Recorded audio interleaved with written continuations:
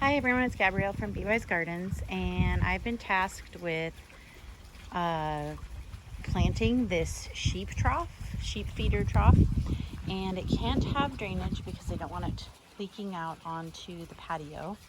Therefore, there's a few things that you can do that will help your plants survive a little bit better if they can't have drainage. First thing would be to put a layer of gravel or small rocks all in the base. Next, I'm going to use a well-draining soil such as this, specifically for palms, cactus, and citrus. It has quite a bit of sand and perlite in it. I'm going to spread that evenly out over the gravel layer. And as a final soil layer, I'm going to use this raised bed potting mix because it has lots of nutrients in it, and I'm going to add in extra perlite and do one more layer of that so that these plants have the best chance of survival. The issue is how shallow it is. Plants obviously want to be able to spread out their roots. They want to stay cool, and that's not going to be possible with this. So hence the gravel, the well-draining soil.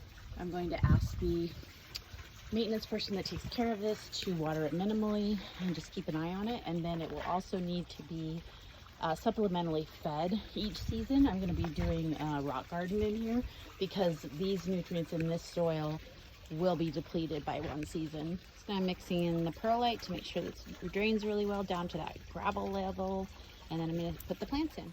I've set out my plants and I've added a couple of stones to make it a rock garden, and I'm going to plant these and assess if I need more plants added in.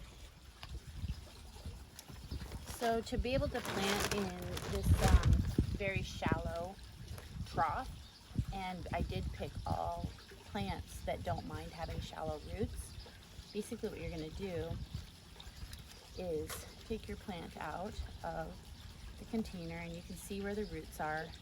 And what I've been doing is just taking and breaking off about a third of that soil and a little bit of those roots, and then when I make my hole, it fits in there nicely and it will be stimulated to grow more and new roots. So I'm going to water this in and give instructions to the person taking care of it, and we will see how it does.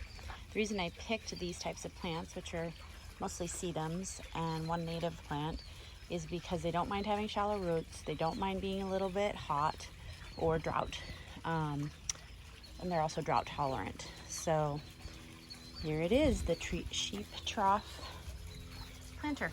I decided to top dress it with a little bit of natural sand and pebbles, and that will eventually rinse through, so it would have to be reapplied, but I just like the way it looked better.